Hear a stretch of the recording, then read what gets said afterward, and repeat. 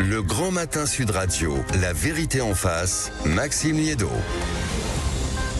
Un numéro tout au long de cette matinée, en tout cas jusqu'à 10h, 0826 300 300 pour participer à la discussion et notamment répondre, échanger autour de cette question concernant le ras-le-bol fiscal. Figurez-vous que c'est désormais un sentiment qui touche près de 80% des Français. Et cette question quand même qui suit, parce que quand on s'intéresse à un petit sondage qui a été publié ces dernières heures, on s'aperçoit que seulement 22% des Français affirment avoir confiance en l'État pour bien utiliser l'argent de leurs impôts. Donc c'est la question qu'on vous pose. Faites-vous confiance, vous, à l'État pour bien utiliser l'argent de vos impôts? 0826 300 300, c'est le camarade Manu qui vous attend au standard. Et pour débattre de cette question, je suis ravi d'accueillir Amaury Brelet, bonjour. Bonjour Maxime. Rédacteur en chef à Valeurs Actuelles, et Rémi Cardon, bonjour. Bonjour. Sénateur PS de la Somme. On va aborder cette question. C'est vrai que les chiffres peuvent paraître étonnants. Déjà, j'ai découvert, je ne sais pas si vous en aviez la connaissance, certainement, monsieur le sénateur, de ce qu'était le Conseil des prélèvements obligatoires, acronyme qu'on peut qualifier en France de CPO, parce qu'on adore les acronymes, et qui est un organe de la Cour des comptes. Première réaction d'abord, et débat que je mets au niveau de sur la table avant qu'on accueille nos camarades auditeurs au 0826 300 300. Est-ce que ces chiffres vous ont étonné? 78% des Français pensent que le niveau d'imposition générale du pays est trop élevé. C'est un chiffre, on va dire, en forte croissance, et seulement 22% des Français affirment avoir confiance en l'État pour bien utiliser l'argent de leurs impôts. Rémi Cardon. C'est des chiffres qui sont effectivement parlants, mais qui veulent dire plusieurs choses. Déjà, ça sent effectivement le ras-le-bol fiscal qui peut être derrière ce chiffre. Mais en fait, c'est le ras-le-bol fiscal parce qu'il y a une injustice. Et il y a des gens qui ont le sentiment de faire beaucoup d'efforts et ils voient que d'autres personnes ne font peu d'efforts en réalité. Et donc, je pense que derrière ce chiffre, il y a cette question-là, donc d'injustice fiscale. Et puis, il y a la question de comment au Parlement, nous aussi, on a encore plus de moyens pour contrôler la politique du gouvernement et évaluer les politiques publiques, parce que là aussi, on voit que s'il y a 22% des Français qui n'ont pas trop confiance, on voit bien qu'il y a aussi un enjeu pour donner un peu de transparence. D'ailleurs, les commissions d'enquête ont un peu ce rôle-là, les missions d'information au Parlement aussi. Mais on voit bien qu'on a besoin en France de rassurer les Françaises et les Français en termes d'efficacité de politique publique. C'est en tout cas ce que nous disent beaucoup d'auditeurs, et c'est peut-être aussi votre sensation si vous voulez nous appeler au 0826 300 300 en disant mais ce qui est dingue, c'est que non seulement on a le ras-le-bol fiscal parce que il suffit qu'on gagne un tout petit peu bien sa vie pour qu'on change de tranche et qu'on paye en réalité des impôts. Il suffit qu'on fasse aujourd'hui des travaux ou quoi que ce soit pour ne pas avoir accès aux aides. Donc en réalité, on a besoin surtout, et c'est là où les auditeurs vous rejoignent, mon cher Rémi Cardon, qui disent pardon, mais où passe l'argent ? Où passe l'argent? Et Amaury Brelet, c'est vrai que quand on voit ce sentiment de ras-le-bol fiscal partagé par près de 80% des Français, ça te dit quelque chose, non? Oui, 78% des Français pensent que les impôts sont trop élevés, seulement 3% pensent qu'ils sont trop bas, et 61% des Français pensent qu'ils paient eux-mêmes trop d'impôts. Donc c'est évidemment une belle illustration, une fois de plus, de ce ras-le-bol fiscal qui gagne de plus en plus les Français. Mais justifié selon vous? Évidemment. Pierre Moscovici, lui-même, ancien socialiste, ancien ministre socialiste, affirme aujourd'hui qu'on paye trop d'impôts en France. C'est évidemment totalement justifié. La France fait partie des pays dans le monde qui ont un niveau de prélèvement obligatoire les plus élevés. On paye des impôts évidemment dans tous les sens. Les socialistes, malheureusement, sont pour taxer tout ce qui bouge. C'est d'ailleurs leur raison de vivre. Même s'ils pouvaient taxer les morts, ils le feraient. L'impôt sur le revenu, je précise, l'impôt sur le revenu n'est payé que par 40% des Français. L'impôt sur le revenu n'est payé par seulement 40% des Français, et 75% de la recette de l'impôt sur le revenu est acquittée par 10% des plus riches. Là, c'est une façon de rappeler que le problème en France, ce n'est évidemment pas de taxer toujours plus les riches. La fameuse taxe Zuckman, à laquelle on a fort heureusement échappé, n'aurait rapporté que 5 milliards d'euros, c'est-à-dire 3% du déficit de l'an passé. Donc la priorité, le problème en France, c'est évidemment le trop de dépenses publiques. Vous voyez, on vous a entendu réagir, mon cher Rémi, déjà, le sénateur. Dans le débat, dans la caricature, ça m'étonne même pas. Les chiffres sont un appui, mais c'est peut-être justement des visions qu'on besoin d'être confrontés. Justement, je pense que le débat mérite bien plus à la fois de certitude des chiffres, et puis surtout la caricature, je pense que c'est pas utile en ce moment, surtout dans un débat budgétaire qui est déjà un peu houleux quand même. C'est un peu moins houleux au Sénat, mais à l'Assemblée nationale, je pense que c'est assez compliqué de savoir l'atterrissage final. Donc ça, c'est un premier point. Deuxième point, je pense qu'aujourd'hui, en réalité, l'injustice fiscale, c'est ce qui porte ce ras-le-bol fiscal dans les chiffres. Et bizarrement, vous avez choisi cet organisme qui sort cette statistique, mais il y a 80% des Français, je vous rassure, qui sont pour la taxe Zuckman. Il y a 80% des Français qui sont pour taxer aussi les grandes entreprises. Parce que la moitié d'entre eux ne paient pas d'impôts ou peu d'impôts, évidemment. Mais oui, non, mais sauf ils que sont toujours pour taxer les autres. C'est le problème français. Non, parce que justement, l'effort, il doit être collectif. Mais il est collectif. Expliquez-moi. Vous avez la moitié des Français qui ne paient pas ou peu d'impôts. Il n'est pas collectif, l'effort. Elle est là, la justice fiscale. Laissez-moi finir. Pourquoi en France, on taxe plus le travail que le capital? C'est une vraie question. Expliquez-moi, peut-être vous pouvez m'expliquer, parce qu'en l'occurrence, le capital n'existe pas sans le travail. Oui. Vous dites que le capital n'est pas taxé en France, c'est une blague. J'ai pas dit ça. J'ai dit que le travail est beaucoup plus taxé que le capital. Et donc moi, ma question, c'est pourquoi en France, c'est le cas? Eh ben, vous avez compris que nous ne vivions pas sur une île en France. C'est tout le problème du Parti socialiste et de la gauche en général. Vous pensez que la France, non, je vous dis que les capitaux ils bougent et que si demain vous continuez à augmenter le niveau d'impôt et de taxes sur le capital qui existe déjà, nous vous en déplaise, vous ferez fuir les capitaux comme déjà ils le font depuis des années. En Grande-Bretagne, le Parti travailliste, le gouvernement travailliste a augmenté fortement les impôts, notamment sur le capital des plus riches. Résultat, c'est un ministre socialiste qui l'a reconnu il y a quelques jours. Les riches sont partis et ils sont de plus en plus nombreux à partir. Si c'est ça que vous voulez pour la France, c'est la ruine. Il n'y a pas eu ruine. L'ISF ne rapporte rien, vous le savez. 400 milliards. C'est un impôt totalement symbolique. Je pense qu'on est à quelques milliards près, justement. C'est un impôt totalement symbolique. Le problème de la gauche, c'est que vous êtes encore dans la lutte des classes. Vous êtes encore dans ce logiciel totalement marxiste. Vous vivez encore au 19e siècle. On est au 21e siècle. À l'ère de la mondialisation. À l'ère où les capitaux fuient. Il suffit de 24 heures pour une entreprise française pour déplacer et déménager son siège social aux Pays-Bas. C'est ça que vous n'avez toujours pas compris. Vous vivez hors dehors des réalités. Allez-y. Franchement, aujourd'hui, Monsieur le sénateur, faut répondre là. Ça y est, le match de boxe est engagé. Il faut répondre coup pour coup. Le match de boxe, mais en réalité, moi, ce que je vois sur le terrain, c'est qu'il y a des Français qui font toujours des efforts. Toujours. Chaque année, sur le débat budgétaire, ils font des efforts. Encore là, sur le budget du cornu. On va encore les ponctionner sur plein de sujets. Bah oui, mais pourquoi c'est toujours les mêmes? Pourquoi on oublie pendant 8 ans? Mais c'est pas toujours les mêmes. Si, parce que regardez, sous Emmanuel Macron, on a retiré 60 milliards d'impôts. Je viens de vous dire que vous avez 60 milliards d'impôts. Et après on dit oh là là, scandale. On est à 3000 milliards de dettes, on va tous mourir. Non mais arrêtez la blague. Écoutez, c'est vous qui êtes totalement dans la blague. Je viens de vous rapporter les chiffres et les proportions. La taxe Zuckman que vous défendez... c'est 2%, monsieur. Mais la taxe Zuckman, sur des au-delà du patrimoine de 100 millions d'euros. Mais c'est totalement démagogique, ça ne rapporte rien. Ça rapporte 5 milliards. 5 milliards, ça rapporte 5 milliards, c'est 3% du déficit de l'an passé. On a un déficit de l'an passé qui est à 170 milliards et une dette qui est à plus de 3300 milliards. C'est une blague. Mais 3300 milliards, ça a été fait en combien de temps? Oui, ça fait 30 ans. Donc, partagé par la gauche et la droite. Partagé par la gauche et la droite. Mais j'ai pas fini. Regardez, un point d'accord partagé entre la droite et la droite, enfin entre la gauche et la droite. Je crois que c'était ce que vous alliez rajouter. Vous voulez peut-être rappeler les années Jospin, les années Hollande sur le déficit public? Oui. 3%, 2,8%. Pourquoi? Pourquoi? Parce qu'en fait, on s'est géré, monsieur. Non, parce que la croissance mondiale, justement, c'est bien ça le problème. Non, parce qu'en 95 et en 2000, la croissance mondiale était au plus haut. Les chiffres, vous mentez. Parlent de même. Jospin, c'est quoi? C'est les 35 heures. Jospin, c'est quoi? C'est les 35 heures. Une mesure qu'aucun pays au monde n'a mis en place, même pas Cuba. Donc arrêtez avec vos arguments qui n'en tiennent pas. Cuba, enfin, voilà, on est dans le délire. Mais non, on n'est pas dans le délire, on est dans la confrontation des idées. Et justement, pour remettre un peu de sérénité autour de cette table, chacun enlève les gants de boxe. Je vous propose de partir au standard 0826 300 300. Bonjour Kevin. Bonjour. Merci beaucoup d'être avec nous Kevin. Vous allez bien? Oui, parfaitement. Oui, bonjour. Comment vous regardez vous justement cette question du ras-le-bol fiscal et plus largement de cette question de l'utilisation de l'argent des impôts par l'État? Eh bien, moi je paye des impôts, je suis à hauteur de plus de 4,7% de prélèvement à la source. Et à part quand je vais à l'hôpital et tout, c'est la seule fois où j'ai un retour sur investissement. Et même sur retour sur investissement, j'attends des heures et des heures à l'hôpital. Donc en gros, je vois pas du tout à quoi ça sert pour moi. Et deuxièmement, on me demande aujourd'hui de faire des efforts en donnant toujours plus. Mais en haut de l'État, monsieur le député, par exemple, donnez-moi un seul effort que vous avez fait vous. Vous êtes augmenté de 300 € il y a quelques années là, quand c'était la crise. Le Sénat s'est augmenté de 700 €.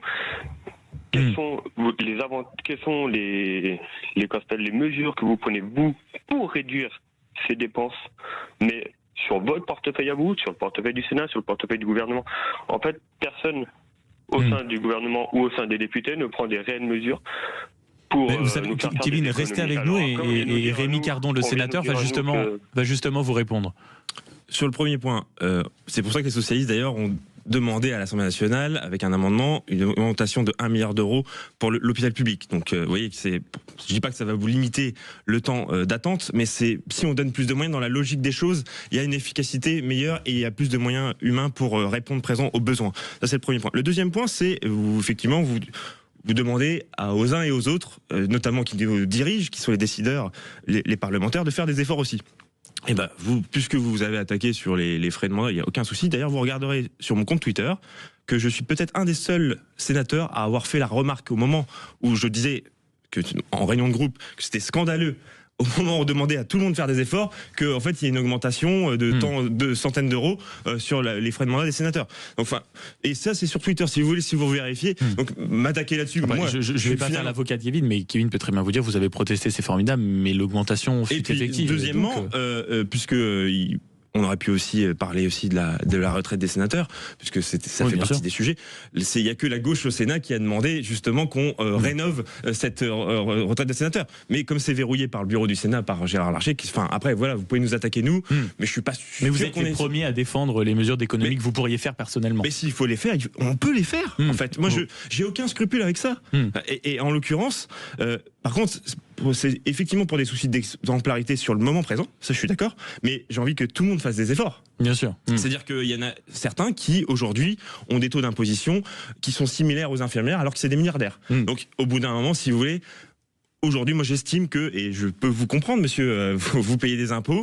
Kevin, vous payez des impôts et vous avez le sentiment que l'hôpital public est pas assez efficace. Donc, dans ce cas-là, mettons des moyens supplémentaires sur l'hôpital public et récupérons de l'argent sur des personnes qui, en fait, en l'occurrence, ça va rien changer à leur vie. Vous savez, aujourd'hui, moi je prends toujours le système très simple. Vous regardez, il y a des gens aujourd'hui, ils ont du mal à remplir juste leur réservoir de voitures. Et il y en a d'autres, ils cherchent la place dans le garage pour ranger toutes les voitures. Ouais, ça, je suis pas sûr. Donc, si vous voulez, mais voilà, il y a deux types de profils.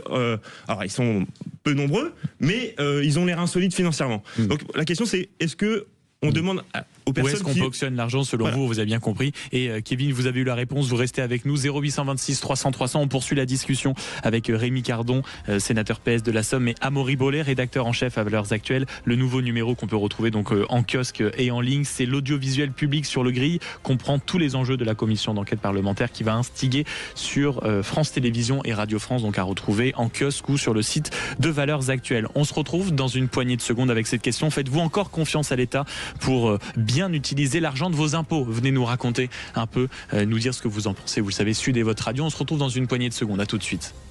Le grand matin Sud Radio, la vérité en face, Maxime Liédot.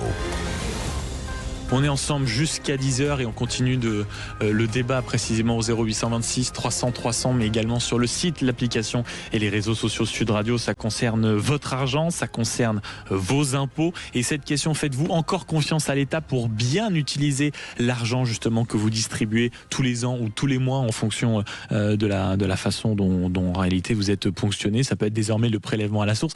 Et c'est intéressant tout à l'heure ce que nous a dit quand même le camarade Kevin, c'est-à-dire que la première chose qu'il nous dit ici au standard, c'est de dire écoutez, moi je suis quand même ponctionné sur mon salaire. Alors on a dit que le prélèvement à la source était super, notamment pour l'État, pour être sûr de récupérer de l'argent, mais 5% sur un salaire, peu importe le montant, mais ça fait quand même 5% en moins.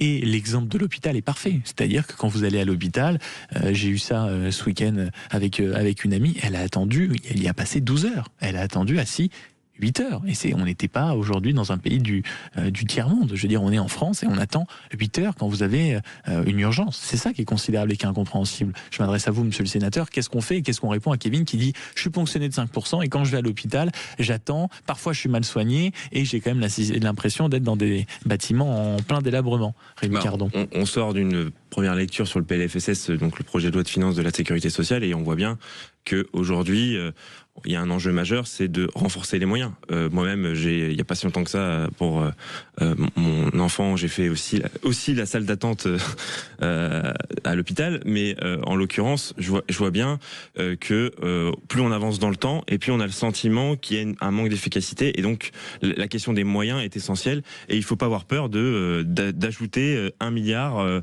supplémentaire pour l'hôpital public. C'est un besoin.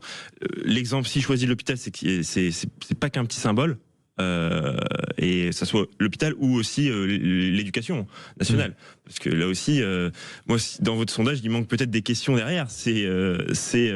Même s'il y a 80% des Français qui ont le sentiment qu'on paye trop d'impôts, c'est est-ce que si on retire votre école à 1 kilomètre de chez vous, et si on retire l'hôpital qui est à 15 minutes ou 20 minutes, est-ce que vous voulez payer moins d'impôts? Je pense que derrière, vous verrez que les réponses seront similaires, à part sur peut-être un cas comme Kevin qui a ce sentiment-là, mais en réalité, je trouve qu'il manque aussi des questions derrière tout ça. Parce que si vous retirez des services publics, est-ce que vous êtes capable et vous acceptez de payer moins d'impôts? Moi, je pense que non, parce qu'en réalité, les services publics, ça répond à une majeure partie des Français quand même. Il faut se le dire, il y a une certaine efficacité. Je remercie d'ailleurs tous celles et ceux qui le font vivre au plus près dans les territoires.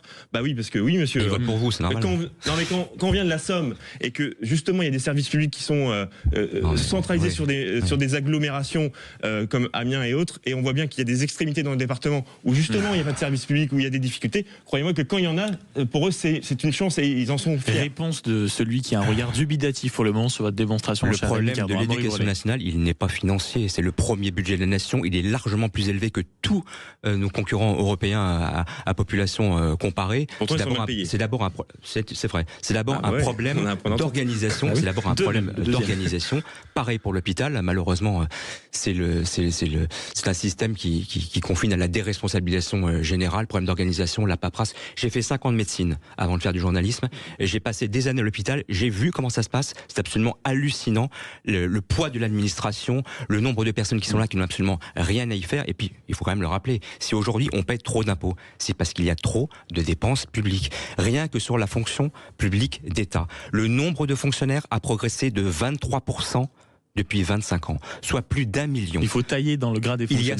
Il y a 5,8 millions d'agents publics en France. C'est 1 million de plus que la moyenne européenne. C'est 3,4 millions de plus à population égale que l'Allemagne, qui n'est pas un pays du tiers-monde. Donc le sujet, il est là. Rémi Gardon, le problème de l'éducation nationale et de la santé, à chaque fois, c'est vrai que c'est le poids administratif. En tout cas, pour l'éducation nationale, c'est un problème ancien, mais c'est vrai que pour l'hôpital, il y a ce qu'on appelle les fonctionnaires, et c'est pas de dire il faut moins de soignants. Beaucoup vous disent, il y a beaucoup de gens dans les bureaux à remplir la paperasse. En tout cas, si j'écoute monsieur, faut couper partout, quoi. Faut enlever des enseignants, faut enlever des soignants. Je vous ai expliqué que c'est un problème d'organisation d'abord. Excusez-moi, vous me dites ça. Alors j'ai déjà discuté avec des cadres hospitaliers, justement, c'est pas totalement un problème d'organisation. En grande partie. Un problème de moyens. En fait, il y a plus de demandes que d'offres en face. Donc si vous voulez, ça s'appelle une salle d'attente, monsieur. Parce qu'en France, vous avez plus de demandes que d'offres. Parce qu'en France, on vit dans un système gratuit, ou très largement gratuit, pour les Français. C'est la sécurité sociale. C'est la sécurité sociale. On a une sécurité sociale qui n'existe nulle part ailleurs non plus dans le monde. C'est avec même en réalité des retraités américains. Non, on peut pas être fier parce qu'ils portent malheureusement à la déresponsabilisation. Les gens se sentent totalement déresponsabilisés, pensent que l'État leur doit tout. Non, justement. Contrairement à vous, moi je pense que les gens, contrairement à vous, moi je pense que les Français ont droit à leur libre arbitre et sont mieux placés que vous, que tous les fonctionnaires et que l'État pour gérer leur argent. Donc laissez-leur leur argent, ils le dépenseront comme ils le voudront au lieu de vouloir le voler comme vous le faites depuis 30 ans. Avec volé, quoi. Non, mais Rémi Cardon, outre les propos qui sont volontairement provocateurs et caustiques d'Amaury Brenet, est-ce qu'il n'y a pas un vrai sujet maintenant quand on voit, on va dire, la folie dépensière de l'État? On peut, chacun jugera de s'il est bien ou non dépensé. Visiblement non, quand on a autant de dettes. Mais est-ce qu'il ne faut pas réfléchir à un moment à responsabiliser un peu? Est-ce que ça ne veut pas dire est-ce que sur la santé, après tout, c'était une autre époque, les époques changent. Est-ce qu'on n'a pas fait croire qu'on pouvait avoir un système très généreux? On a vu par exemple des retraités américains venir se soigner en France. Ça, je pense que ça interpelle tout le monde. Et s'il n'y a pas des secteurs sur lesquels on doit dire maintenant, on se prend en main, il s'agit de payer un peu plus. Ça, c'est quelque chose qui vous interpelle, vous? Déjà, moi, j'ai un souci parce que j'ai pas la même grille de lecture. Quand on gère un budget comme un bon père de famille, on on se blinde sur les recettes et après on dépense. Mais ce qui n'est pas le cas. Aujourd'hui, Emmanuel Macron a retiré plus de 60 milliards de recettes. Ça fait depuis 74 que le budget n'est pas à l'équilibre. Ça fait depuis 74 que le budget n'est pas à l'équilibre. Ça fait 50 ans. Vous étiez au pouvoir aussi durant 50 ans. Ah bah oui, mais le déficit public sous Jospin, sous Hollande, mais on est en dessous de 3%, comme par hasard à la fin. Non mais voilà, c'est tout. Après, c'est aussi sous Mitterrand qui sauf si ça a bien commencé chez Mitterrand. Les chiffres font mal comme ça. Arrêtez de mentir aux Français. Bah non, mais c'est la réalité. Vous mentez aux Français. Vous êtes co-responsable de la dette publique depuis 50 ans avec la droite. C'est tout. Les chiffres ne mentent pas. Regardez-les. Bien sûr. Mais pas de responsabilisation, par exemple, sur certains secteurs, parce que certains, et on les entend parfois ici au Standard aussi, en disant écoutez, après tout, quand on voit les comptes de la nation, s'il faut faire un petit effort supplémentaire, est-ce que c'est sur une mutuelle, est-ce que c'est sur la sécurité sociale, est-ce qu'il ne faut pas en réalité penser à ça sans que ce soit démesuré, Rémi Cardon? Et pourquoi moi je ne comprends pas. Pourquoi on demande encore aux mêmes de faire des efforts? Ils font des efforts tous les jours, chaque année, à chaque budget. Mais peut-être qu'on pourrait vous répondre, il y a une logique. Porter l'effort sur 26 millions de salariés qui travaillent à la sueur de leur front, et pendant ce temps-là, il y a une petite niche de personnalités qui ont énormément d'argent, et on va les laisser tranquilles encore et encore. Voilà, donc moi c'est la question que je me pose. Attends, si vous voulez évacuer ce sujet, dites-le tout de suite. Mais en tout cas, ce que je vois, c'est que, regardez, même les socialistes, on aura tout essayé. On aura même essayé, on a fait un amendement là sur l'emprunt obligatoire. L'emprunt forcé, oui. Oui, bah oui, mais parce qu'en fait, on a tout essayé sur la solidarité, on est en train de basculer sur la charité. Vous vous rendez compte? Parce que on se rend compte d'où ce ces gens-là ne veulent pas faire d'efforts. Mais c'est du vol, votre proposition, c'est scandaleux. C'est pas du vol, c'est un emprunt, monsieur. Non, c'est du vol. Un emprunt, c'est pas un vol. Donc déjà, un problème avec les notions. C'est un emprunt forcé, c'est du vol. Justement, peut-être qu'on vous réinvitera, parce que le débat a été animé dans une autre émission sur Sud Radio pour parler fiscalité, parce que je sens qu'on a encore quelques terrains d'entente à trouver. C'était pas forcément aujourd'hui la grande camaraderie, mais c'était la grande camaraderie, mais pas au niveau des idées. Merci beaucoup Rémi Cardon, sénateur PS de la Somme, d'avoir été avec nous ce matin, et merci beaucoup à Maury Brelet d'avoir été avec nous ce matin. Je rappelle donc la une de Valeurs Actuelles qui concerne le service public, la gabegie, je crois, non, l'audiovisuel public, en tout cas sur le grill. En effet, c'est ce qu'on appelle aussi, vous voyez, 4 milliards d'euros par an. Voilà, et donc c'est à lire dans les pages de Valeurs Actuelles sur le site ou en kiosque. Vous nous avez appelé énormément entre 9h et 10h. Vous avez été également nombreux à envoyer un SMS au 7 20 18. Il fallait envoyer le mot Sud. Bonjour Christine. Bonjour toute l'équipe, bonjour Maxime. Merci d'être avec nous ce matin et surtout félicitations ma chère Christine. Merci. Puisque c'est vous qui gagnez cet exceptionnel séjour d'une valeur de 1 200 € pour vos prochaines vacances dans les clubs et hôtels Bellandra, que ce soit en famille ou entre amis. Ça c'est bien avant Noël, non? Ah oui, un super cadeau. Hein. Est-ce que vous savez déjà où est-ce que vous allez partir, ma chère Christine? Est-ce qu'on part avec les enfants pour leur faire une surprise, ou au contraire, égoïste total, on part avec les amis se faire une, on va dire, de belles vacances? Égoïste total. Ah, j'adore. Est-ce qu'on sait déjà les amis qu'on va embarquer, ma chère Christine? On les connaît déjà, les amis? Pour l'instant, non, mais ça va se faire. Mais oui, faut trier. Faut trier. Mon mari. Voilà. Vous avez bien raison, ma chère Christine. Profitez en tout cas de ces vacances, et donc pour une valeur de 1 200 € pour vos prochaines vacances dans les clubs et hôtels Bellandra, en famille ou entre amis. On a compris le choix de Christine, et merci d'être à l'écoute de Sud Radio. Et bonjour Valérie Expert. Bonjour cher Maxime.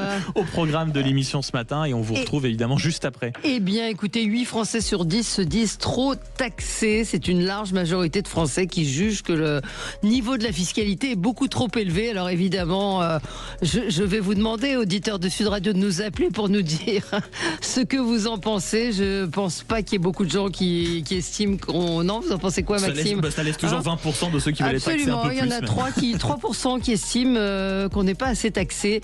On va parler de ces entreprises qui quittent les quartiers en prise à l'insécurité. Orange à Marseille, la BNP à Aubervilliers. Et puis ce matin, Annie Genevard qui a lâché cette petite phrase: le vin n'est pas un alcool comme les autres. Je lui ai demandé à la fin de l'interview si elle maintenait, elle a souri, elle a dit j'assume tout. Bon, écoutez, on va en débattre avec vous, avec nos auditeurs dans un instant sur Sud Radio. Voilà, 0826 300 300. Je vous souhaite une très belle matinée sur Sud Radio, et je vous retrouve évidemment demain dès 7h.